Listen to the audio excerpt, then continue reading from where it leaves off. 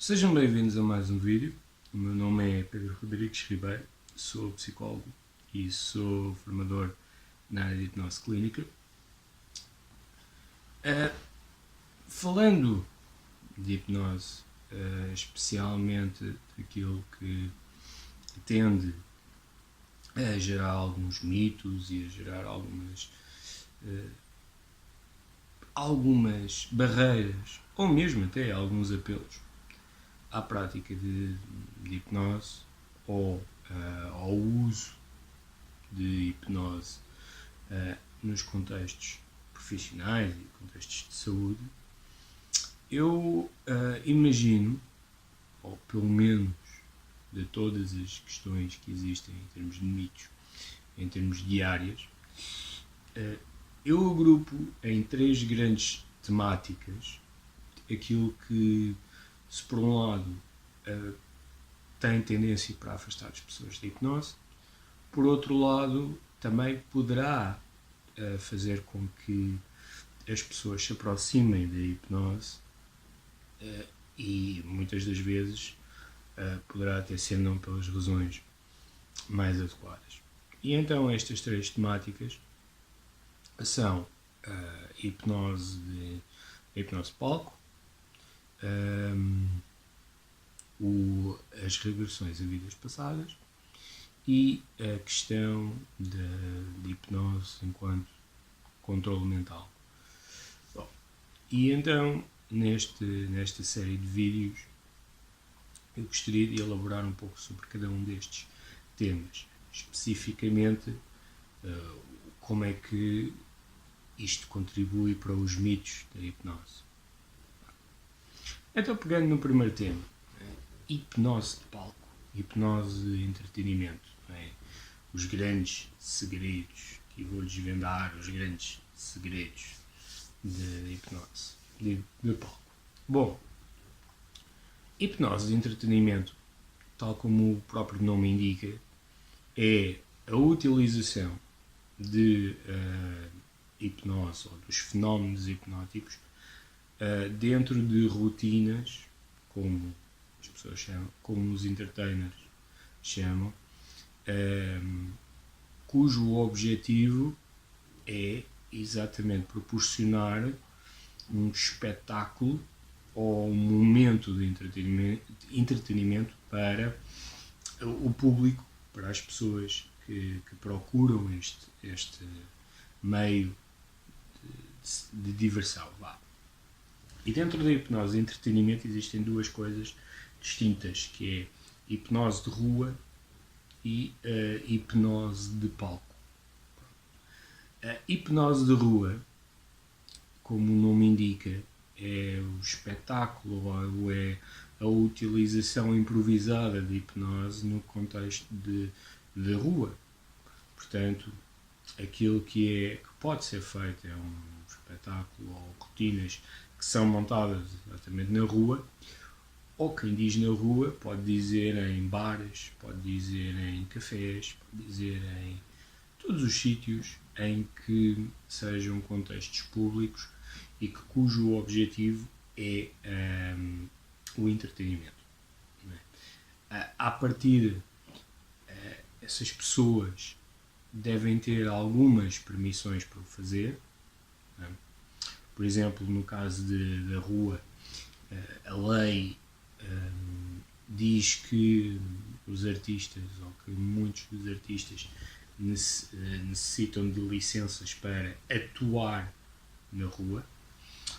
Sobre isso não me é claro para mim, também não tenho esse nível de conhecimento, não é? O que é que a lei diz a respeito das atuações da rua em termos de hipnotismo, mas é óbvio que se não houver licenças, para além das pessoas se arriscarem obviamente estarem a transgredir a lei ou a pagar multas, podem ser mandadas parar pela polícia a qualquer momento.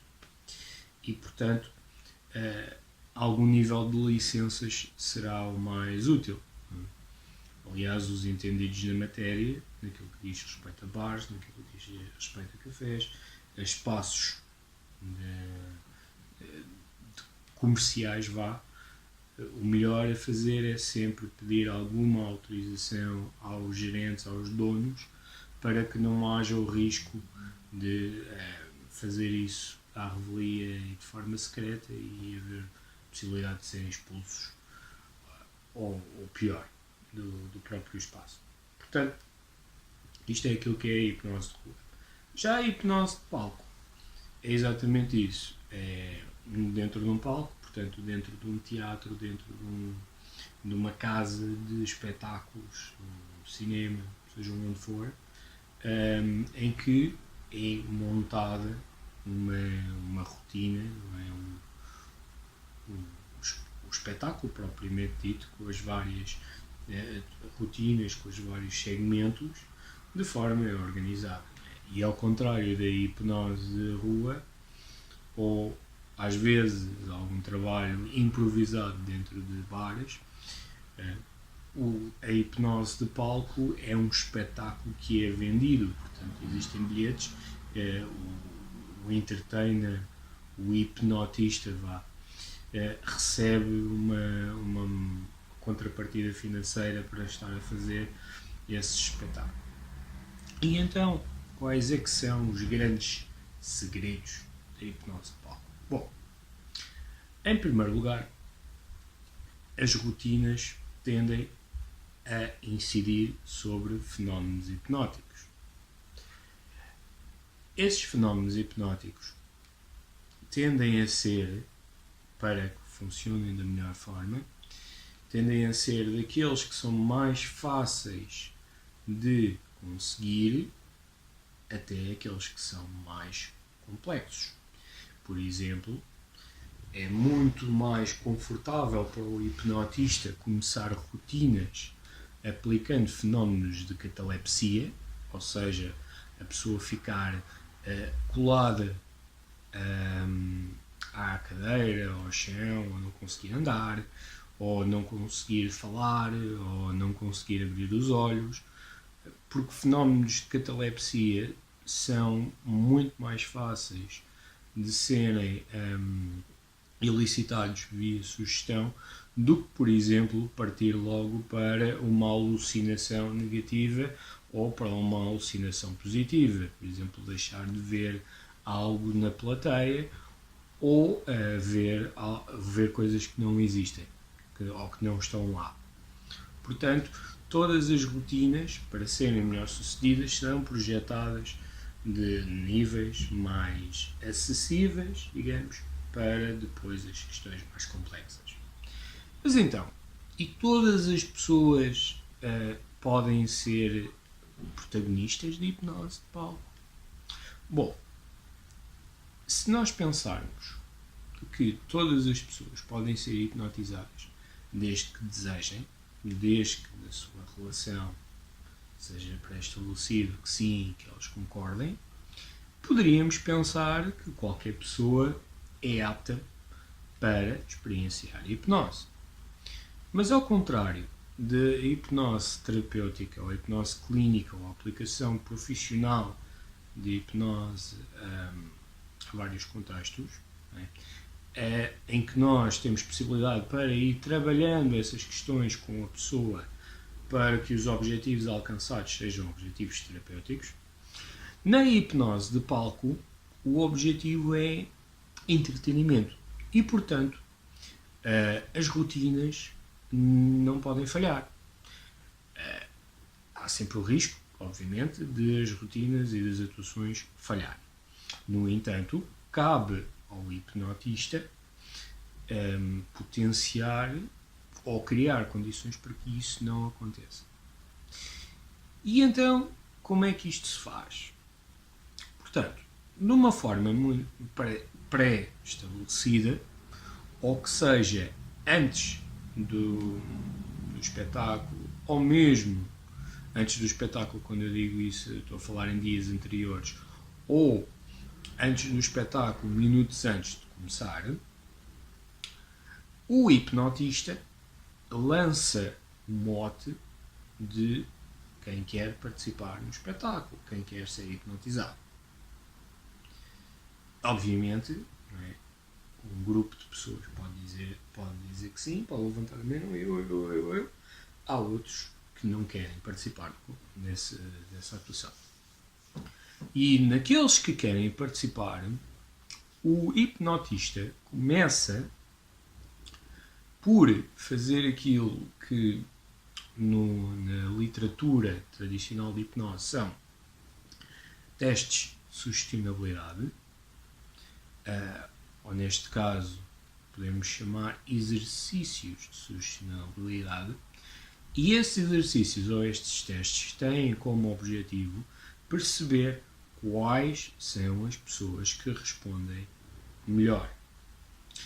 Esses testes são os testes clássicos, como por exemplo dedos magnéticos, como por exemplo as mãos magnéticas, como por exemplo as musculadas, como por exemplo o sentir peso e o sentir, portanto, sentir leveza e o sentir peso. São todos estes testes, todas estas provas, todos estes exercícios de sustentabilidade. Alguns.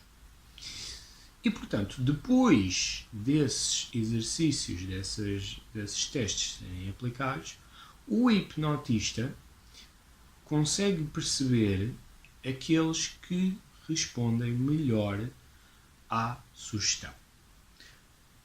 E este é o primeiro segredo da hipnose de palco.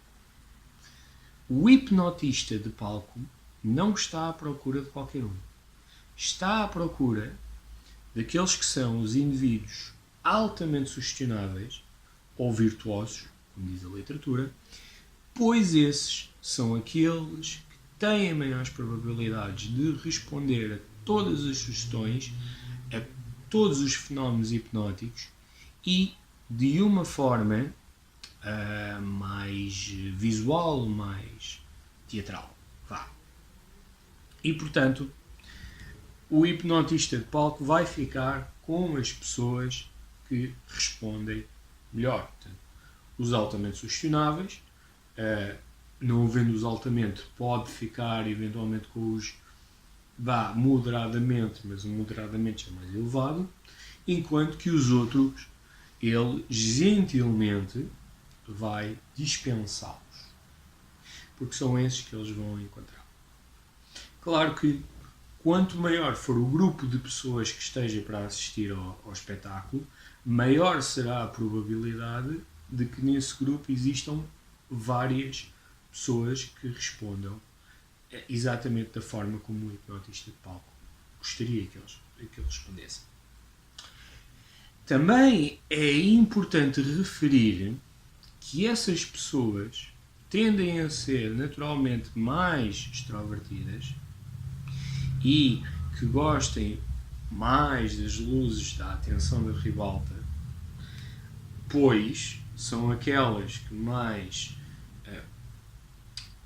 que de uma forma mais proporcional, mais uma forma, agora está-me a dar uma branca, mas uma forma mais coerente, vão para cima do palco e aceitar responder a determinadas sugestões que fazem parte de rotinas de entretenimento. Portanto, não só a ideia é eles divertirem-se eles próprios, mas também fazerem os outros divertirem também os outros. E, portanto, essas pessoas que tendem a ter uma maior necessidade de quererem chamar a atenção, de mais extroversão, de mais de serem o alvo, não é? De serem os geradores do espetáculo, são essas pessoas que tendencialmente vão para cima do palco. Por exemplo, alguém que esteja muito nervoso, alguém que esteja muito tímido, quer dizer, à frente de 20, 30, 40 pessoas, por melhor que ela responda, vai se sentir mais constrangida a entrar em hipnose para toda a gente ver. Portanto, também são essas pessoas, tendencialmente, o hipnotista de palco vai procurar. Pronto. Tendencialmente,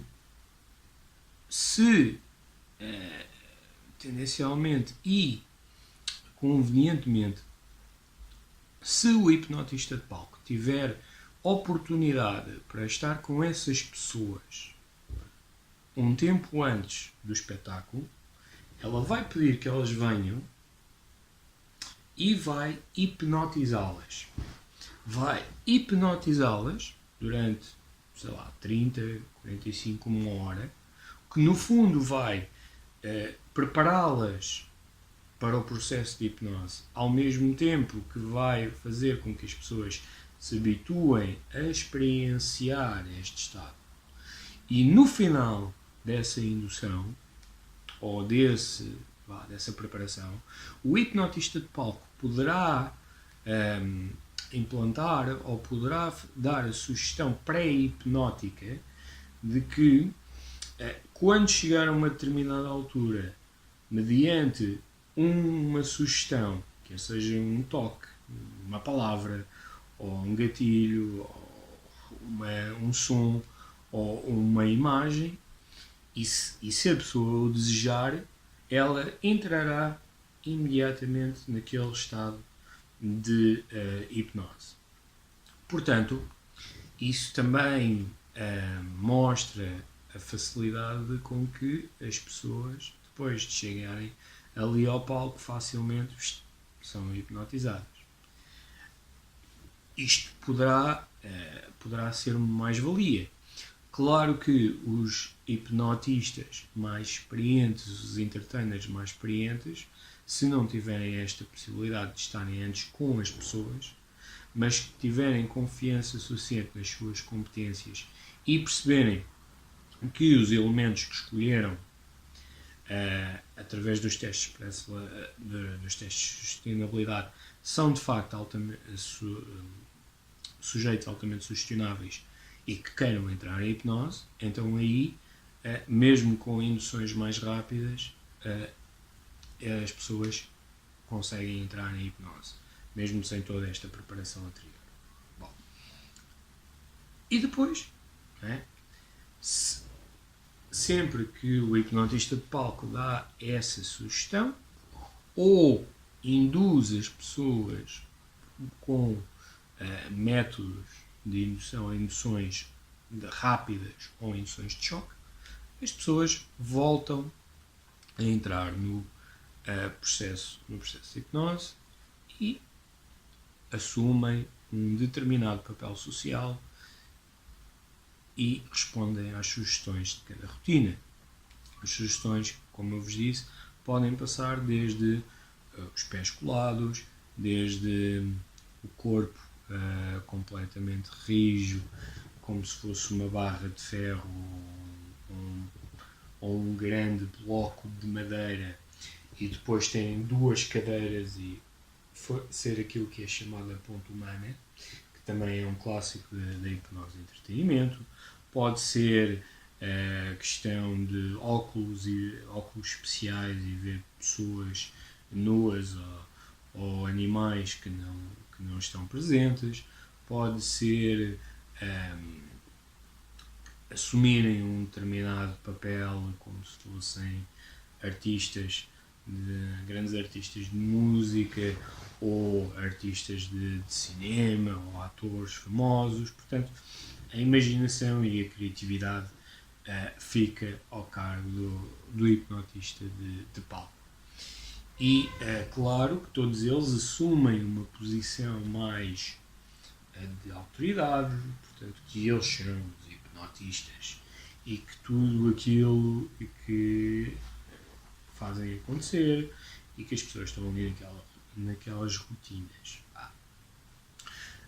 Agora que eu falei um pouco sobre isto, gostaria de vos chamar a atenção ou de ir buscar à vossa memória se viram um programa que passou na SIC aos domingos à noite, que era o Divertidamente, que tinha como base um modelo de programas que tem sido utilizado noutros países, como nos Estados Unidos, como na Austrália, como na Inglaterra, como até aqui ao lado na Espanha, em que várias pessoas faziam uma equipa e que essa equipa tinha uma série de provas, cada vez que uma prova era bem sucedida ou com bons resultados eles ganhavam dinheiro.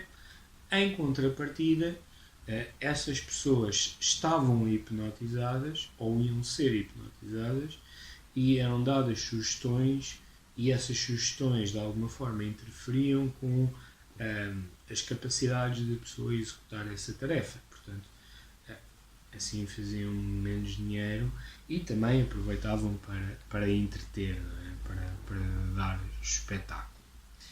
E nesse programa, divertidamente, que era apresentado pelo João Mazarra, havia um hipnotista espanhol.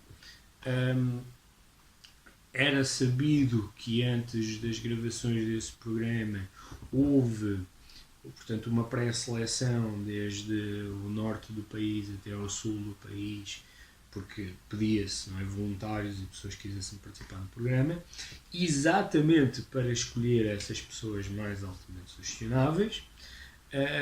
Essas pessoas altamente sugestionáveis estavam no programa antes do programa começar, um tempo antes, e eram hipnotizadas, portanto elas já estavam hipnotizadas, com a sugestão pré-hipnótica de que a determinado momento elas poderiam voltar a entrar no estado de hipnose, e aquilo que o hipnotista fazia era aquilo que é chamado uma indução de choque, que é das induções mais rápidas que se pode fazer em contexto de hipnose, que funciona muito bem com indivíduos altamente sugestionáveis e também com indivíduos que já estejam dentro do estado de hipnose ou que já tenham experienciado previamente o estado de hipnose. E a partir daí as pessoas faziam então as suas tarefas, faziam as suas provas e também respondiam às sugestões sempre que elas eram dadas. E claro que também, lá está, eram pessoas que não só tinham curiosidade em experimentar aquilo que era a hipnose, mas também, se nós formos ver, eram pessoas que, de alguma forma, não se importavam com fazer entreter o outro, porque só assim se justificava, não é? Como é que alguém aceitaria de bom grado a sugestão de espetar a cara dentro de um bolo cada vez que ouvisse um determinado som ou determinada palavra, assim como outras sugestões, sugestões que eram dadas ao longo dos programas. Salvo erro, esse programa divertidamente teve 5 ou 6 episódios e depois foi cancelado. Não sei se foi por alguma queixa em particular, coisa que eu devido. A minha melhor hipótese é que foi por uma questão de audiências. No entanto, era assim que o programa funcionava. E claro que também não nos podemos esquecer que aquele programa não era um programa em direto. Portanto, é um programa gravado, com cortes, com edição. E isso era visto, não é? Isso era percebido sempre que havia sugestões em que implicava a participação do João Mazarra de forma a que ele que o molhassem, que o sujassem, etc. E que depois, na prova seguinte, ele já estava ali impecável e fino, como se nada se tivesse passado. Claramente, havia cortes e havia edições no programa. E depois também há outra coisa, que muitas das pessoas duvidavam, mas é verdade que eles não se lembravam mesmo de nada. Era dada uma sugestão, sempre que era terminada a sugestão, sempre que era eliminada a sugestão da tarefa anterior para a próxima tarefa, também era dada a sugestão que as pessoas não se iriam lembrar de nada. Ou que naquele pelo menos durante aqueles momentos. E por isso é que eles estavam com aquele ar tácito, admirado, que nada, o que é que se passou aqui, e que depois no final, quando viam as imagens, estavam ali completamente surpresos com aquilo que tinham feito. E no fundo, hipnose de palco, hipnose de entretenimento, esses são os grandes segredos. Parece que é uma coisa, parece que é algo do outro mundo, parece que é algo do fantástico, mas no entanto são um conjunto de exercícios, manipulações físicas, psicológicas e de escolher os indivíduos certos que fazem com que tudo aquilo pareça algo do outro mundo. Agora, muitos hipnotistas de palco, muitos entertainers advogam, defendem até, porque também esse é o pão deles, não é? Portanto é assim que eles ganham a vida. Eles defendem que este tipo de espetáculos de alguma forma dá uma credibilidade à hipnose e que de alguma forma faz um bom serviço de divulgar a hipnose e de fazer e de atrair pessoas para o contexto terapêutico. Bom, eu tenho sérias dúvidas em relação a isso.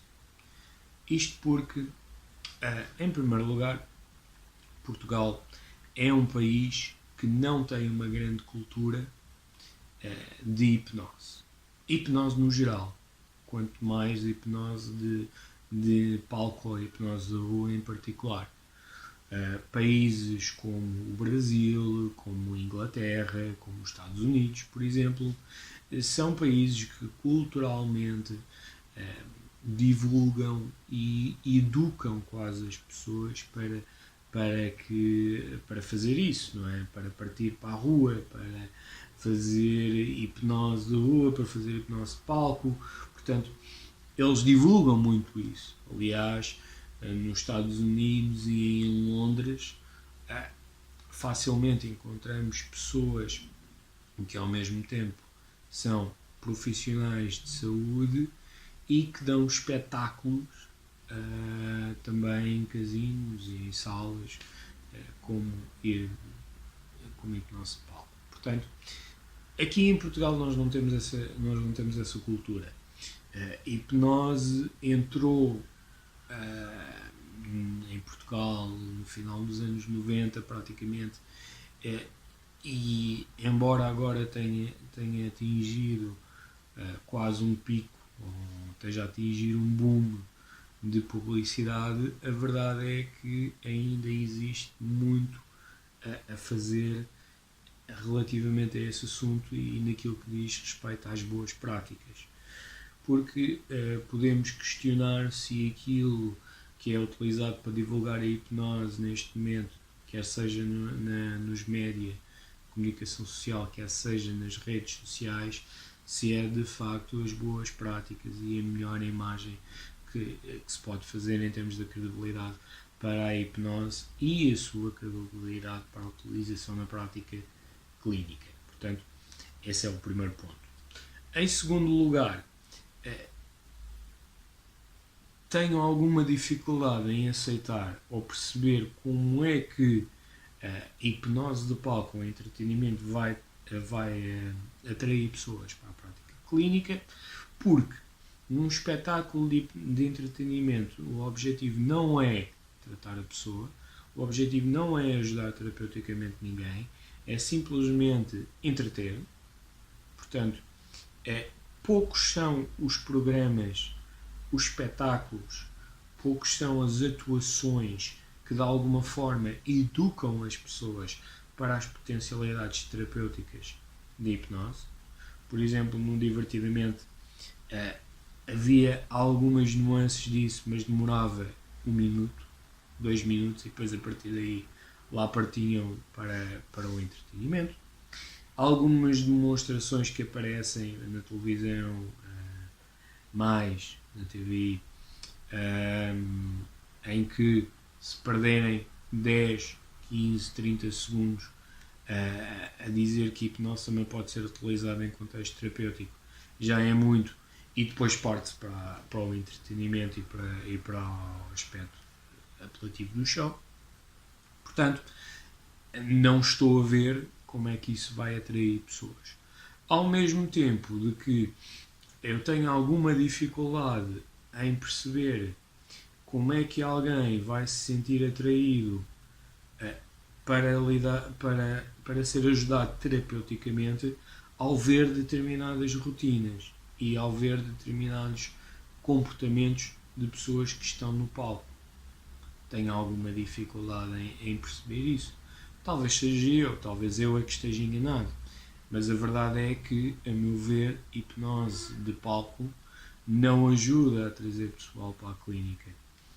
Se a hipnose de palco poderá fazer alguma coisa, é continuar a propagar o mito do controle, que estas pessoas estão a ser de alguma forma controladas pelo hipnotista de palco para fazer aquelas rotinas, quando não podia ser mais longe da verdade.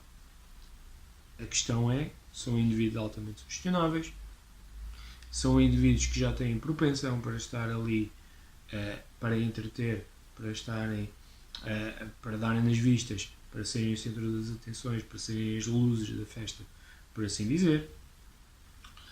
E, portanto, tudo aquilo que é um espetáculo de hipnose, de entretenimento e hipnose de palco é claramente estudado desde o primeiro minuto até ao final.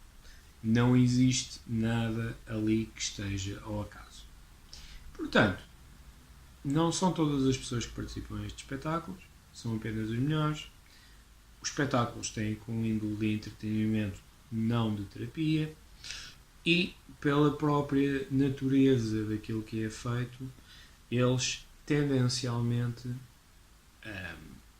vão propagar o mito do controle mental. Portanto, a meu ver, não há muita utilização terapêutica. Estes são os grandes segredos de hipnose de palco, de hipnose de entretenimento. Portanto, eu espero que não esteja a quebrar. Se algum entertainer se chatear com o facto de eu estar a divulgar segredos, olha, paciência. Mas eu penso que as pessoas devem ser educadas para. Eu já escrevi sobre isto, não me recordo se já falei ou não sobre, se não falei, aqui fica a minha visão sobre o assunto, sobre desmistificar a hipnose de palco, hipnose de entretenimento.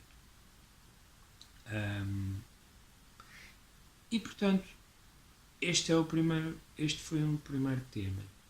No próximo vídeo vou então falar novamente sobre regressões a vidas passadas, no sentido de como podem continuar a propagar o mito ou os mitos relativamente à hipnose. Mais uma vez, resta-me agradecer o vosso tempo e a vossa disponibilidade. Se gostaram deste vídeo ou se acharam que este vídeo pode ser útil para alguém, partilhem. Se tiverem alguma opinião, por favor, deem-na. Quanto a mim, resta-me de novo agradecer-vos e desejar-vos um bom resto de semana, um bom fim de semana se for esse o caso. Fiquem bem e até uma próxima.